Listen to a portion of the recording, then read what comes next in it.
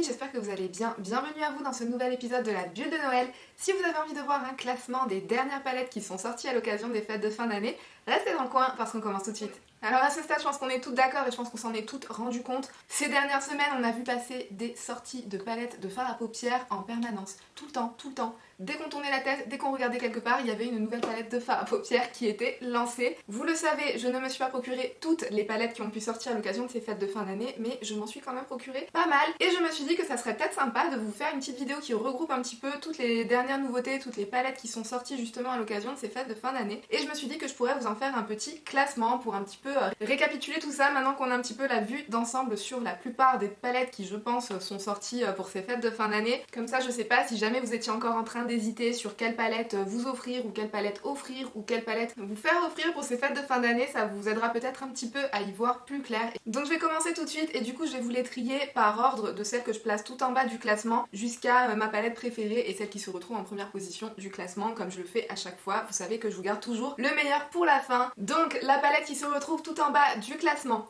Et préparez-vous, accrochez-vous bien à votre canapé, accrochez-vous bien à votre plaid, accrochez-vous bien à tout ce que vous pouvez trouver à côté parce que je pense que ça va en choquer plusieurs d'entre vous. Ça m'a choqué à moi et je pense que vous aussi. Si vous commencez à me connaître et à connaître mon amour pour cette marque, vous allez être aussi très choqués. Et du coup je pense que c'est le bon moment pour en profiter pour vous dire que toutes les palettes qui sont dans ce classement, ce sont toutes d'excellentes palettes. Ce sont toutes des palettes que j'adore et ce sont toutes des palettes que pour la plupart vous avez vu passer dans mes vidéos favoris. Donc c'est pour dire que ce classement a été extrêmement difficile parce qu'on a vraiment cette excellente palette. Mais il y a des petites choses qui vont faire que je vais placer certaines de ces palettes un petit peu plus bas dans le classement en essayant de rester un minimum objective et aussi en faisant par rapport à mes goûts personnels. Mais après je peux tout à fait comprendre que par rapport à vos goûts à vous, le classement que je vais vous donner sera peut-être totalement le contraire de votre classement à vous. Tout ça pour en venir au fait que du coup la palette qui va se retrouver tout en bas du classement et qui est sortie à l'occasion des fêtes de fin d'année, c'est une palette de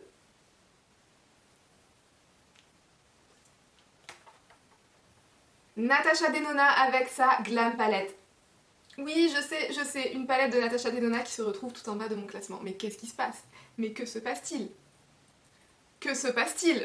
Je sais pas, mais je vais vous expliquer pourquoi. Alors tout d'abord, vous allez peut-être vous dire que Océane, tu délires ou quoi? La palette Glam, c'est pas celle-là qui est sortie pour les fêtes de fin d'année, c'est la Triochrome. Alors oui, la Triochrome est sortie pour les fêtes de fin d'année, mais si vous regardez sur le site de Natasha Denona, cette palette-ci, elle la place aussi dans sa collection pour les fêtes de fin d'année. C'est une palette que vous savez que j'adore, il n'y a aucun problème en termes de qualité.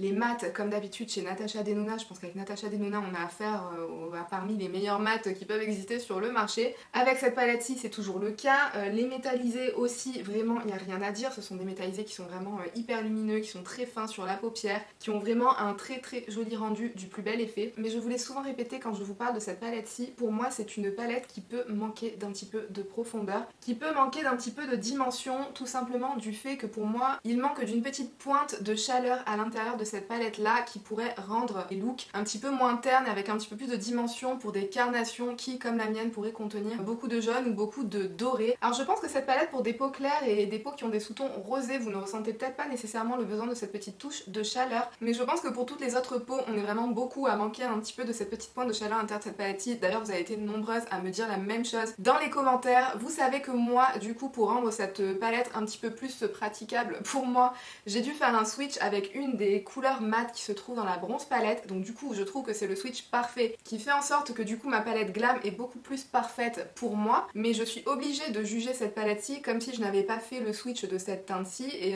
en l'état tel que Natasha Denona peut nous la proposer. Et sans ce switch-là, je pense honnêtement que ça serait une palette que j'aurais vraiment très peu tendance à sortir de mes tiroirs. D'ailleurs très souvent aussi quand je sors cette palette-là, je sors aussi ma bronze palette juste à côté pour les combiner parce que je trouve que, enfin en tout cas pour moi, c'est comme ça que ça se comporte le mieux, mais même au-delà du fait de cette petite pointe de chaleur manquante, je trouve qu'on manque un petit peu de cette petite pointe d'exceptionnel et d'inattendu qu'on retrouve la plupart du temps avec la majorité des palettes de Natasha Denona. Avec cette palette-ci, toutes les teintes sont vraiment magnifiques, il n'y a rien à dire, mais par exemple si je la compare à la bronze ou à la sunrise ou même à la love palette, à l'intérieur on pouvait retrouver des fards duochrome, on n'en retrouve pas vraiment dans cette palette-ci. On peut retrouver des fards top avec beaucoup de reflets argentés à l'intérieur, mais pour moi c'est pas vraiment un duochrome. Aussi dans la palette bronze, je sais pas si vous vous rappelez, mais il y avait deux fards en particulier qui avaient une texture extrêmement crémeuse et quand vous l'appliquiez sur la paupière c'était extrêmement lumineux, c'était vraiment un truc de fou ces textures là, et vous avez été nombreuses aussi quand j'avais fait ma revue sur la bronze palette à me dire que par rapport à ces textures là, on pensait aussi que ça faisait partie des meilleures palettes,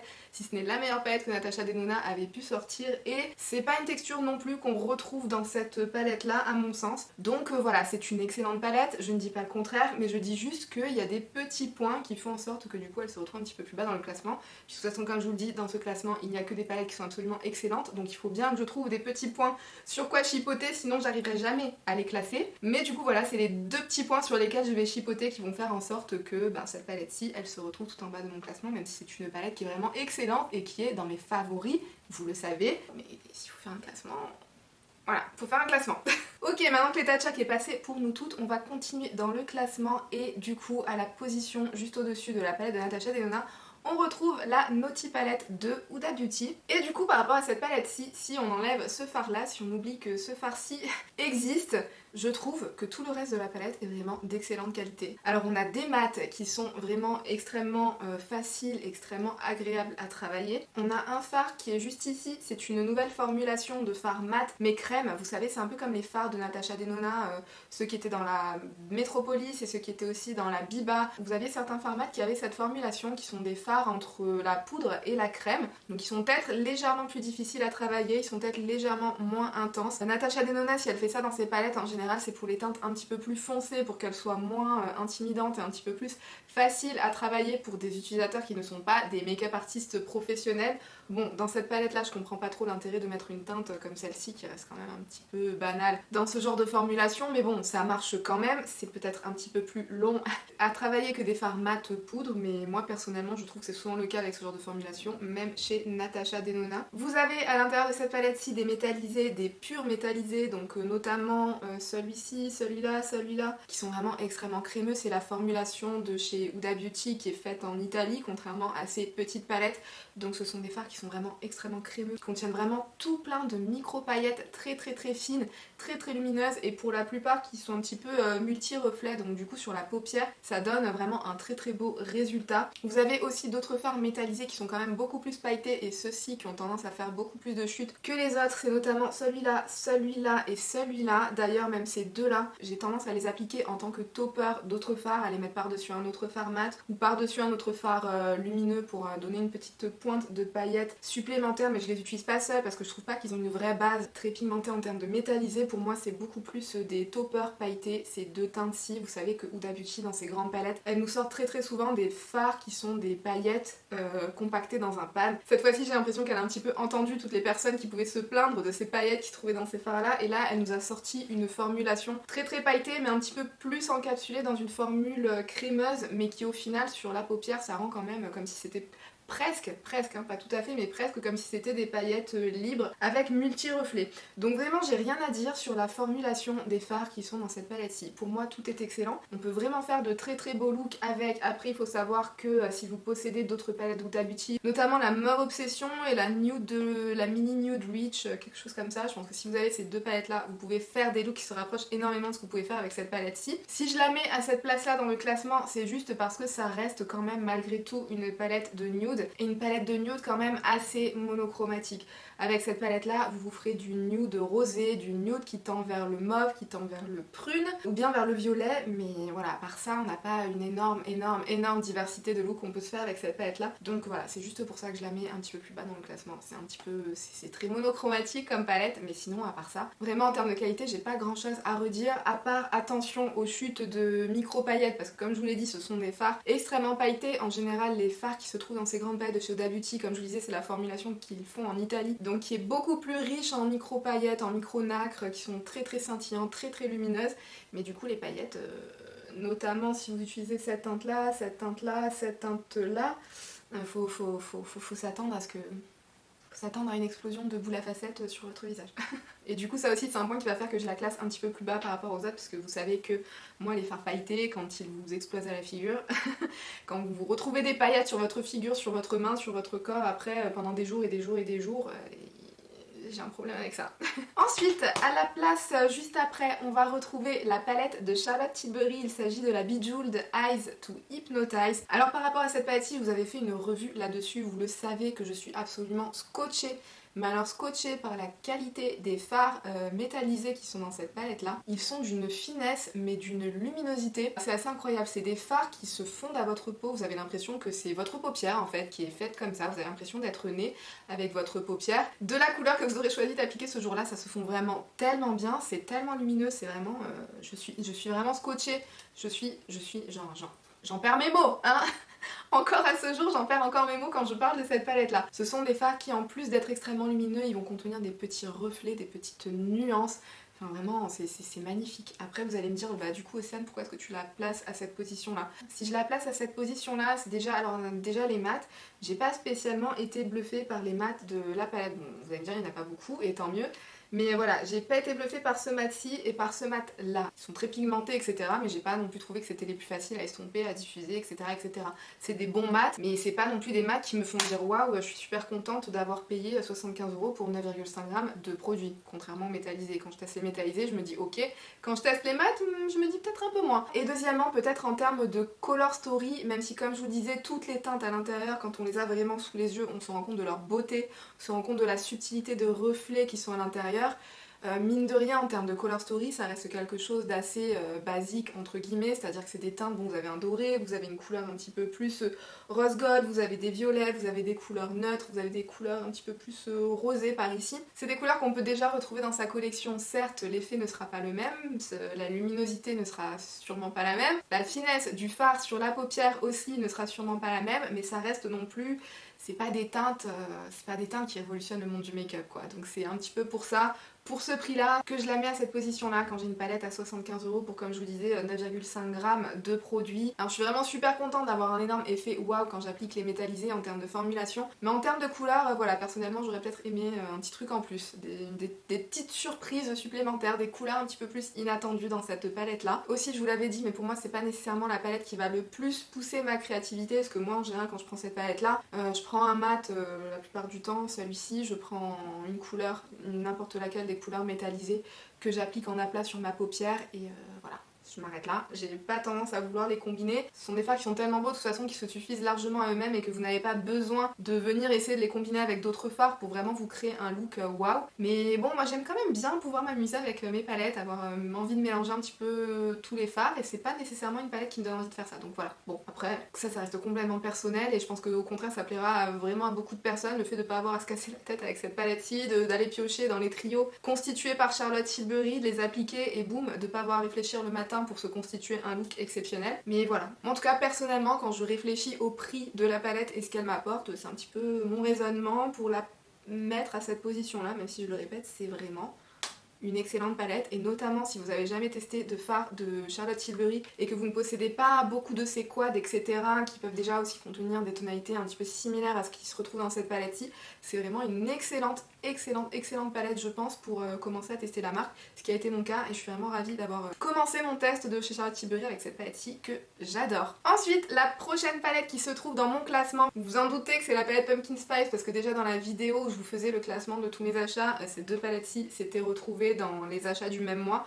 Du coup j'avais eu à classer ces deux palettes en même temps et je vous avais dit que pour moi c'est un peu une égalité entre ces deux palettes-ci. C'est toujours le cas à l'heure actuelle si je dois classer juste les palettes sorties pour les fêtes de fin d'année. C'est un petit peu une égalité entre ces deux palettes-ci mais pour deux raisons complètement différentes. Comme je vous avais dit, celle-ci c'est plus par rapport à la formulation alors que celle-ci c'est plus par rapport justement à la color story et au fait justement que celle-ci elle va énormément booster, pousser ma créativité. Je vais avoir envie de faire plein de mélanges de couleurs. Vous avez des fards mat d'une qualité vraiment excellente, j'adore les fards mat de chez Too Faced, je les trouve tellement faciles à travailler. Vous avez des verts qui sont absolument sublimes et ce vert-ci à chaque fois que je le réutilise j'en suis dingue, j'en suis juste dingue. J'adore aussi le fard qui est juste à côté, un petit peu vert, olive, kaki, enfin on sait pas trop le définir. Enfin j'aime énormément l'assortiment de fards mat qu'il y a dans cette palette, j'aime beaucoup du coup les lumineux verts forcément parce que vous savez que j'ai un petit problème avec les fards à paupières de couleur verte hein.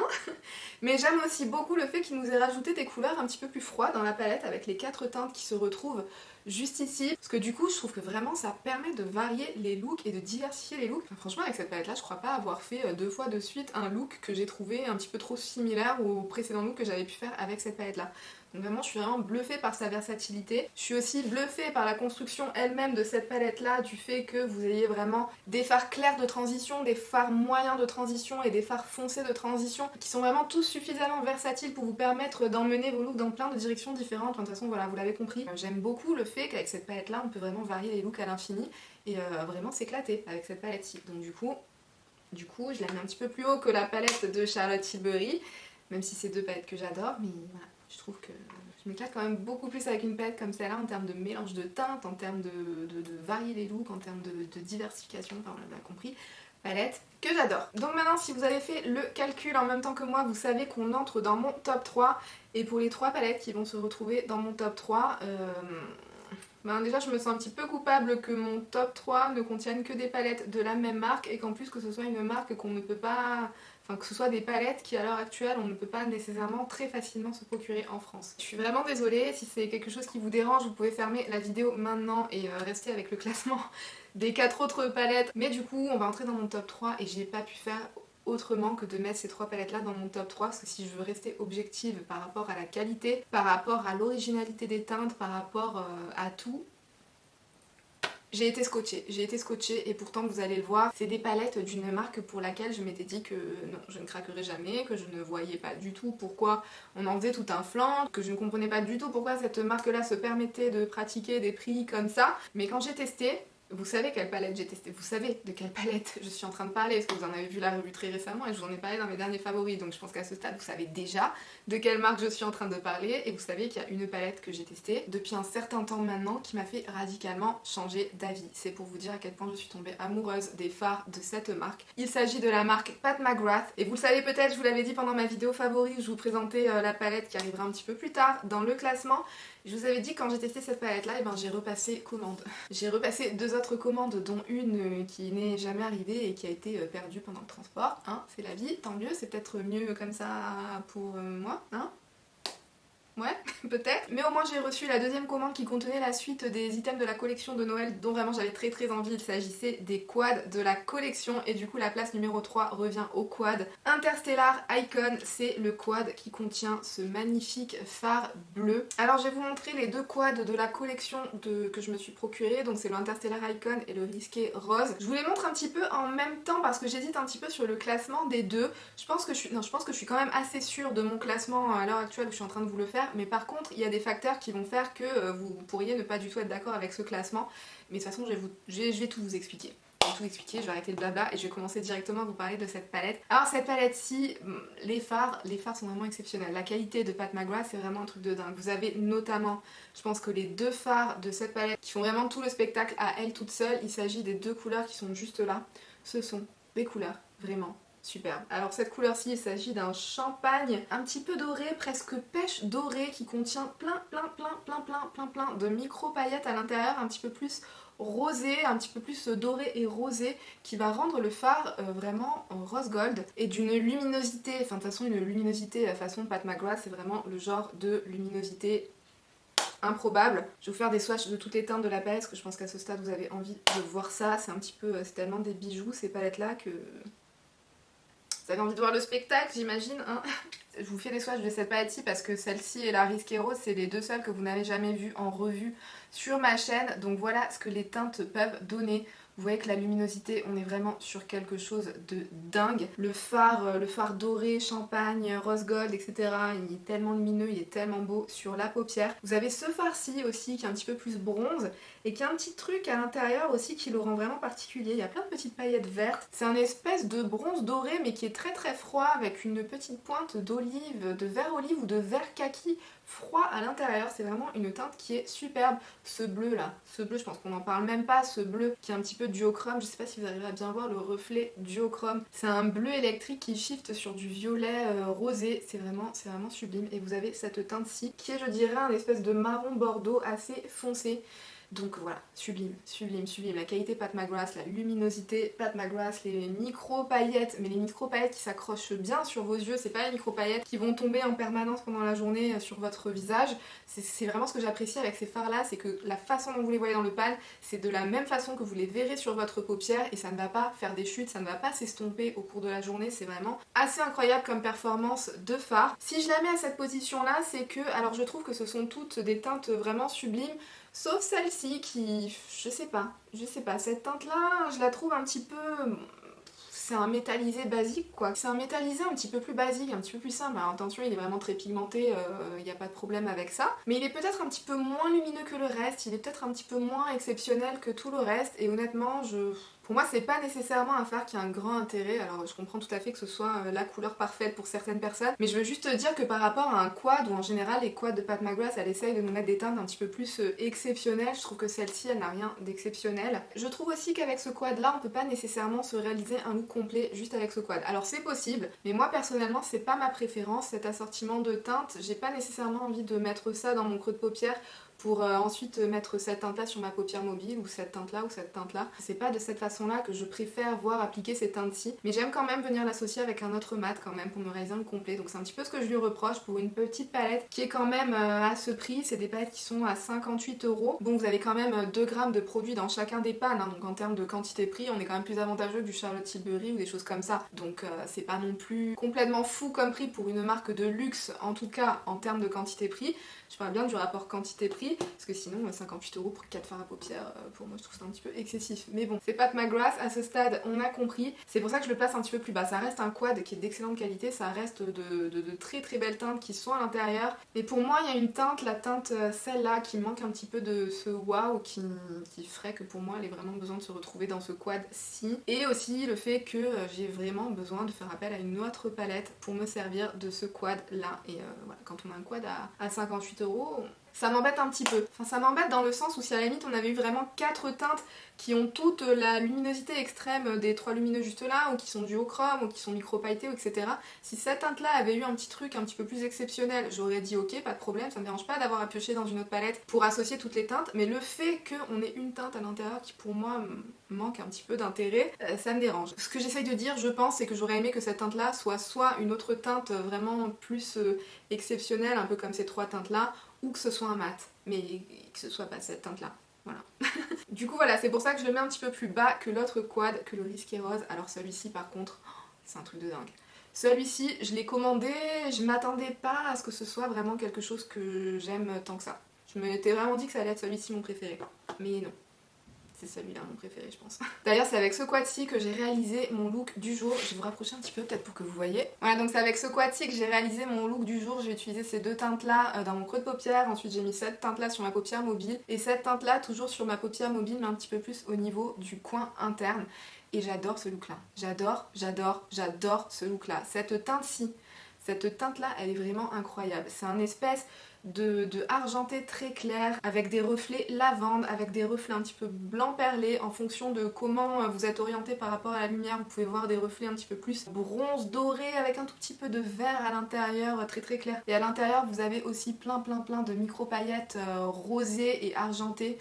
Vraiment cette teinte là elle est dingue, je n'ai aucune teinte comme celle-ci dans ma collection. Vous le savez, je pense que si vous me suivez depuis un certain temps, vous le savez qu'une color story comme celle-là, c'est pas mes couleurs, c'est pas du tout mes couleurs. Ces couleurs là, c'est pas mes couleurs. D'ailleurs c'est pour ça que je pensais que ce quad-ci m'aurait plu bien plus que ce quad là, mais je suis dingue de ce look là. Mais ce que j'aime aussi, c'est que ça reste une palette avec laquelle vous pouvez vraiment vous créer plusieurs looks différents et un look complet à chaque fois avec cette palette ci. C'est pas le genre de palette avec laquelle vous pourrez vous faire qu'un seul look. Je pense qu'avec cette palette là vous pouvez facilement vous faire 4-5 looks différents en fonction de si vous décidez d'incorporer le rose ou pas, en fonction de comment vous les combinez, en fonction de si vous décidez de faire un halo eye ou si vous décidez de faire un look un petit peu plus façon smoky eye. En fonction de comment vous décidez de combiner ces fards, vous pouvez obtenir à chaque fois un look complet et différent, et vous avez beaucoup de possibilités avec cette palette là, donc c'est pour ça que je suis assez bluffée. Vous avez aussi plusieurs textures différentes. Dans la description sur le site de Pat McGrath, on nous dit qu'il y a une formule différente. Je pense que c'est celle-ci. Puis vous avez ce rose là aussi qui fait vraiment très peur. Moi au début quand j'ai vu ce rose là, je me dis je pourrais rien en faire dans cette palette là, mais j'ai tellement eu un coup de cœur sur la couleur Justice que je me suis dit je prends quand même ce quad. Mais ce rose là, en fait, quand il est bien estompé dans le creux de paupière et à mélanger avec ce fard marron qui contient une petite pointe d'aubergine à l'intérieur, ça donne un look comme celui-ci. Et honnêtement, moi je trouve pas que le rose soit vraiment très choquant, trop flashy, trop visible. Alors si vous l'appliquez tout seul, vous pouvez le rendre vraiment très flashy et très visible. Mais si vous l'appliquez dans le creux de paupière, que vous l'estompez bien et que vous rajoutez un petit peu plus localisé au niveau du creux ce farci, ça donne quelque chose comme ça donne quelque chose de vraiment très fumé, qui a une petite pointe de rosé à l'intérieur, mais c'est pas non plus rose vif, rose fuchsia et rose choquant. Comme je vous dis, ces couleurs-là, en général, je ne m'en sers jamais dans mes palettes. Mais là, je suis vraiment dingue de la transition que ça peut créer dans mon creux de paupière. Enfin bon, vraiment cette petite palette là pour moi ça a été une énorme surprise, je suis dingue de toutes les teintes qui sont à l'intérieur de cette palette là.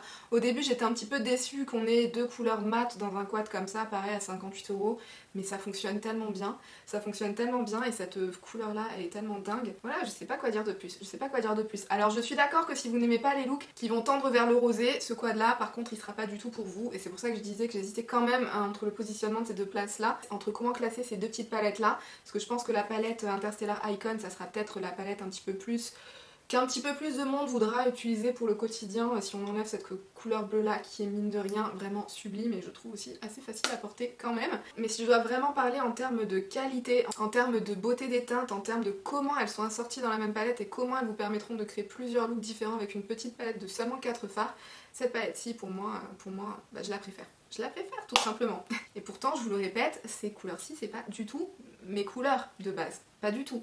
Mais celle-là, franchement, je n'ai absolument rien qui se rapproche de ça dans ma collection. Et pour moi, le fait que cette teinte-là a été rajoutée dans ce quad, ça le rend vraiment exceptionnel. Ça le rend exceptionnel. Je vous ai pas dit aussi, mais celui-ci c'est le seul quad parmi ceux qui sont sortis cette année qui a été formulé en Italie. Tous les autres ont été formulés aux USA et vous le ressentez vraiment en termes de formulation. Vous sentez que la formulation de celui-ci, donc du risqué rose, est quand même un petit peu plus supérieure à mon sens comparé à la formulation que vous retrouvez dans le Interstellar Icon. Bon, après avoir parlé pendant à peu près 72 heures de ces quads, on va enfin arriver à la place numéro 1. Et la place numéro 1, c'est pour la Celestial Divinity. Je vais pas m'attarder là-dessus parce que je viens juste de vous publier une revue archi détaillée sur cette palette-là. Mais c'est une palette que j'adore. La formule à l'intérieur est vraiment excellente, aussi bien les mats que les métallisés. Je vous l'accorde, c'est des formulations qui nécessitent un petit peu de s'adapter à cette formulation. Par exemple, les mats, c'est peut-être des mats qu'il faudra travailler un petit peu différemment du fait que ce soit des mats très profonds qu'elle ait choisi d'inclure dans sa palette, à part cette couleur-ci. Elle est métallisée à l'intérieur, vous avez plusieurs textures différentes aussi, mais je les aime tous, je les aime toutes les formules qui sont dedans. Mais je vous l'ai déjà dit, mais à chaque fois que je porte cette palette-là, d'ailleurs, tout comme les deux autres quads, à chaque fois que je porte ça, on me demande qu'est-ce que je suis en train de porter sur mes paupières. Je pense que ça veut dire beaucoup en termes de la qualité des fards, en termes de la luminosité, de l'impact de couleur. Je le redis, mais les couleurs telles que vous les voyez dans le pan, c'est comme ça que vous les verrez sur votre paupière, même encore plus lumineuse et encore plus pleine de reflets que ce que vous pouvez voir dans le pad, et ça c'est vraiment exceptionnel. Ça en fait, quand j'ai testé la luminosité de ces fards là, c'est en fait la luminosité que j'aurais aimé avoir avec tous mes autres fards et que je n'avais jamais vraiment réussi à avoir jusqu'à maintenant, jusqu'à tester les fards de Pat McGrath, et c'est pour ça du coup je les trouve vraiment exceptionnel. Quand j'applique un fard métallisé sur ma paupière, j'ai vraiment envie qu'il y ait un vrai impact, une vraie luminosité, que le pigment soit présent, que les reflets soient présents. Et ça, avec ça, on l'a. Et on peut se faire de tout, on peut se faire des looks pour le quotidien. Ce que j'aime aussi beaucoup, c'est que les métallisés, en fonction de comment vous les intensifiez, vous pouvez avoir un résultat très léger. Mais si vous les intensifiez plus, vous pouvez avoir un résultat beaucoup plus bling bling et beaucoup plus soirée, beaucoup plus glamour. Donc c'est vraiment une palette avec laquelle on peut faire énormément de choses. Sans parler de la diversité de teintes qui fera aussi qu'on peut faire énormément de choses avec cette palette-là. Du coup, pour moi, pour ces fêtes de fin d'année, c'est la numéro 1. Et en plus, en termes de rapport qualité et quantité-prix, je trouve personnellement, je trouve qu'on s'y retrouve quand même vraiment pour la qualité qu'on a. Après, est-ce que c'est une palette indispensable? Tout comme ces quads, est-ce que ce sont des choses indispensables? Non, mais si vous avez envie de vous faire un beau cadeau pour Noël, pour les fêtes de fin d'année, si vous avez envie de vous faire offrir un beau cadeau pour les fêtes, ça à mon avis c'est une très très belle option, et Et voilà, du coup forcément c'est dans mon top 3. La parole est maintenant à vous, n'hésitez pas à me dire quelle palette a vraiment retenu votre attention pour ces fêtes de fin d'année. En tout cas j'espère que la vidéo vous aura plu et aura pu vous être utile. Si c'est le cas, pensez à la liker, n'hésitez pas à vous abonner si vous avez envie qu'on se revoie dans encore plus de contenu beauté. D'ailleurs n'hésitez pas à cliquer sur l'une des vidéos qui s'affiche à l'écran si jamais ça vous tente. Et sur ce, moi je vous fais d'énormes bisous et je vous dis à très bientôt dans un nouvel épisode de la bulle de Noël. Bye!